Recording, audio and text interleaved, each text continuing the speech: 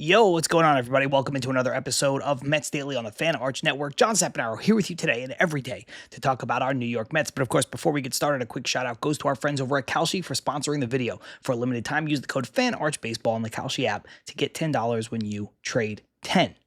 I should also mention, if you haven't already, subscribe to the channel, as we're sitting at just over 4,000 subscribers, trying to get to 5,000 by the end of the 2025 season. Will we do it? 2025 season. Jeez. 2026 season. Can we do it? We'll find out, I suppose. Well, the Mets drop a game here to the Milwaukee Brewers where they really got outplayed, like we talked about the other day. They got outplayed, they got outmatched, they got brewered to death. Robert Stock was not good. Robert Stock gave up 10 hits, 7 runs. I think the Robert Stock experiment needs to be over as far as him being a starting pitcher for the New York Mets. When you're starting pitching, put you behind the 8 ball, it doesn't matter how good of a team you're playing. It doesn't matter how good of a team you are. It doesn't matter how good of baseball you're playing. It's just, it is tough to combat that. And that's where the Mets found themselves in this game, down early, down big. And they just were never able to put anything together as they lose 8-1. So we talked about it maybe yesterday, the day before. It is time for Jonah. It is time to end this experiment with Robert Stock. Robert Stock maybe can be in your bullpen to end the season. Maybe Robert Stock could be a bullpen piece, a 1-inning, 2-inning guy at a time in parts of 2027. But as far as being with the Mets as a starter right now, I don't think he's given them any value, even or especially in a lost season. It's just, it's not, this is not representative Major League Baseball. It's just not, it's not good enough. I understand why they're doing it, but like I said, I think now that we're getting closer and closer and closer to September, there's really no point in doing this. So, good story, giving the guy all the chances and all the credit in the world, but Robert Stock ain't it. So let's turn the page on him. Let's go to Jonah. Robert Stock can be his piggyback. It could be his safety net. It could be his caddy, whatever you want to call him. But what they're doing right now, it's not sustainable. And I'd like to see Robert Stock not get another start here. Jonah should be up the next time that Jonah can pitch in the rotation. Like I said the other day, Jonah and Robert Stock are not on the same day, so they'd have to work that out. But yeah, you figure it out. Off days, give a guy extra rest here. There's a lot of rookies in this rotation, obviously, right now. It's okay to move things around a little bit. Let Jonah come up. Let's see what he's got. Let's see what he's learned. Let's see if he can do anything here in the final month with, whatever he'll get. 3 starts, 4 starts, who knows. But Robert Stock, nah, man. Game is over for Robert Stock as far as the New York Mets are concerned. Bo Bichette leaves this game early after fouling a ball off of his ankle. And, look, Bo Bichette's been healthy basically all season, dealt with a little bit of that leg fatigue at right around the All-Star break where he just seemed like he was kind of a bit worn down. But Bo Bichette has played basically damn near every game for the Mets this season. So the X-rays came back negative. He did leave this game. Like we mentioned before, the game was already well out of hand, and he's actually the second player to leave this game due to injury, one for Milwaukee. On the first pitch of the game, A.J. Ewing hits a line drive over 105 miles an hour off of Dustin May. So, he tried to tough it out. He tried to gut it out. He could not do it. Discretion being the better part of valor there, but Dustin May leaves the game early on, as early as you literally can, and then a couple innings later, Bo Bichette out of the game as well. It seems like both guys were okay. They said it was a contusion on Dustin May's back, so probably just a really gnarly bruise that's going to, be there with him for a while. For Bo Bichette, ankles are tricky. We'll see if he gets in the game today. Honestly, I'm not sure. Mets might be wise to just hold him out. Just put Brett Beatty at third base, put Christopher Morel at third base for, a game and just let Bo Bichette rest up, get a little bit better. I'm sure that ankle is barking at him, but the x-rays being negative, of course, is the most important part. And hopefully Bo Bichette is back on the field. If not today, not too much later. Well, baseball season is here, and now you can trade every game on Kalshi. You guys know what I do. I sit down to record this show, and before I hit that record button. I head on over to the Kalshi app and see if I can find something with some good value for you to sink your teeth into. And look, I don't know if this is good value, but I think it's fun. The Mets, of course, today will conclude the series, the rubber game against the Brewers, and they'll face off Sean Manaea versus Jacob Misiorowski. And Jacob Misiorowski is probably going to win the Cy Young. Jacob Misiorowski is excellent.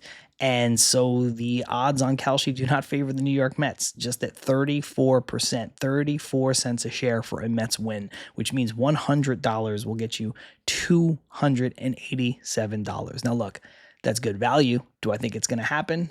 I'm not sure. I think this is lining up for the Brewers with Jacob Misiorowski to get the win here and take the series 2 out of 3 from the New York Mets. But, you never know. So if you're feeling a little frisky, that might be something that you want to invest a little bit of money in.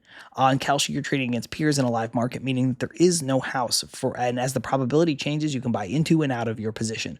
For a limited time, download the Kalshi app and use the code FANARCHBASEBALL to get $10 when you trade 10 Kalshi. Trade on anything. Must be 18 and over. Restrictions and eligibility requirements apply. Event contract trading involves risks and may not be suitable for all investors. Prices, values, and available markets may differ from those mentioned. For more information, see kalshi.com/regulatory. So, on the injury front, we have a little bit more of an update. First and foremost on Juan Soto.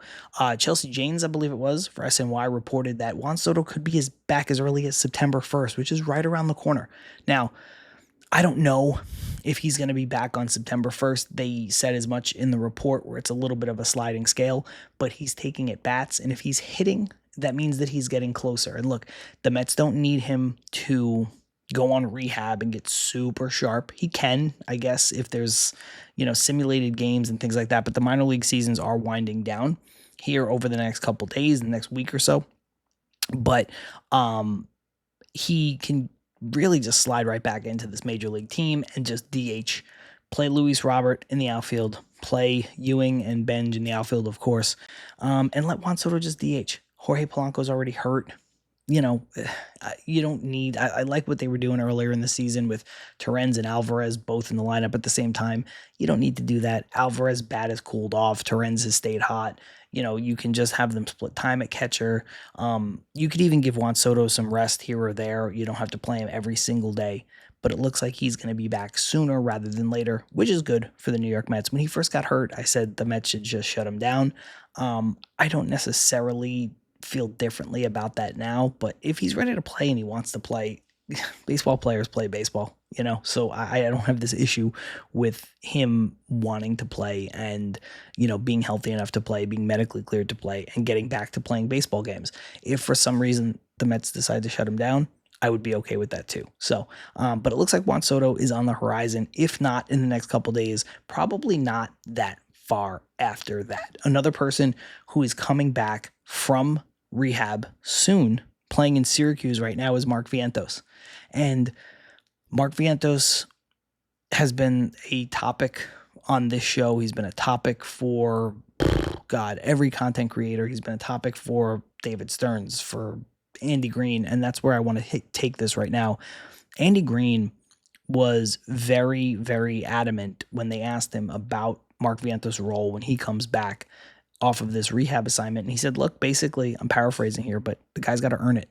If the guy can't prove that he is playing better than some other folks, then he's not going to get the playing time and he's not going to get the reps. And this is a meritocracy. And you love to hear that. I don't know how Vientos is going to respond. He responded immediately by hitting a home run in Syracuse, because of course he did. But you guys know I'm over Mark Vientos. I don't want to see any more of Mark Vientos.